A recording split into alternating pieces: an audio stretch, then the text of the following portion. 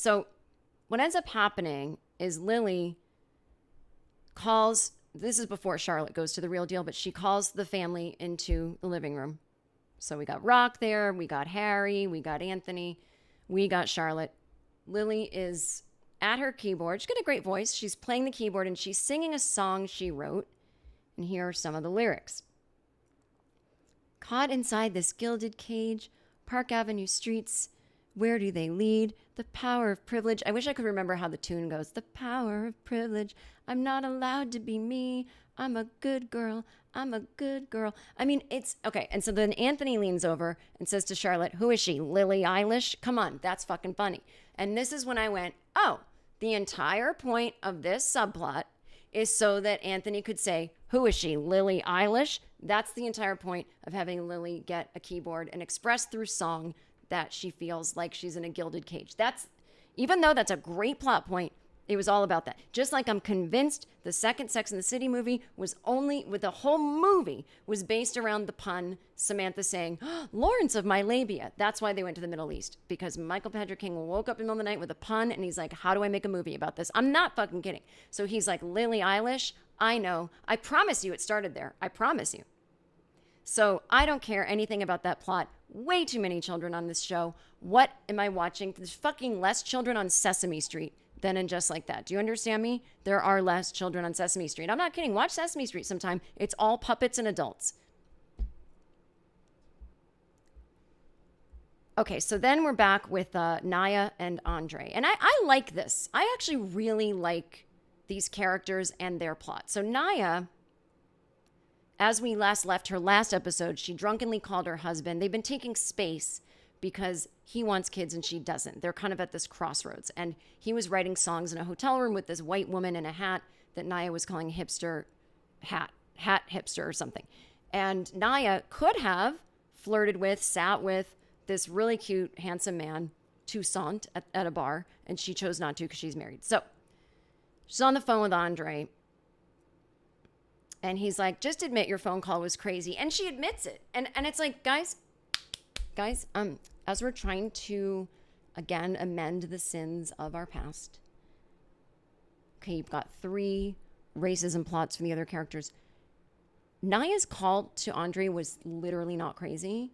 She was drunk and emotional because her husband was in a hotel room with another woman. And she hung up on him after yelling like one sentence. Literally not crazy. We don't use that word. Even if she had been wrong, if she used words that hurt, a tone of voice we don't like, raised her voice, that's fine. We can talk about it. Hey, that's not how I like to communicate, but we don't use crazy. I will not allow that word to be used with me. And she shouldn't allow it in her relationship. It's like, he's like, just admit you were crazy. She's like, okay. And I'm like, no. She would not admit that. She would not admit that. That is uncool to make a female character go, yeah, I was. No, you weren't. No, you fucking weren't. Don't ever do that. Okay, so he's like, she says to Andre, you're playing with fire, hanging out with that woman. And he says, yeah, I know. And she says, something's going to happen. And he says, I want something to happen sometimes. He's like, but I want you and I to work out most of all. But yeah, I got to be honest. When I'm writing songs with this woman, like, of course I want something to happen, but something hasn't. And Naya's like, that's a little too fucking honest, which I agree. And then he's like, so I figured out something so that we can have kids. Because she's, doesn't want kids, but also I think had reproductive issues, or she's just past the age of having them. He goes, we get a surrogate. And Naya's like, no. Which is weird that he thought that was the solution, because it's about wanting kids or not. The problem was never, I can't have them. What do we do? And she's just like, oh my fucking God, you don't get it. So then there's a scene where she's calling Miranda when Miranda's in LA. So many phone calls because they insisted on putting Miranda in LA. So now Miranda has all these friends and all they can do is call her on the fucking phone. So Naya is throwing things out, getting rid of everything in the home that had anything to do with Andre.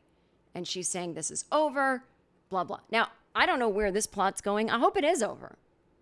I mean, I'm sure it is. They probably just want another single woman on the show. But I liked their plot point. So then I mentioned Miranda goes to AA. I accidentally said that in the last episode. She's at the beach. I know one of you commented, can you just talk more about the beach in this episode? That something was really inconsistent where,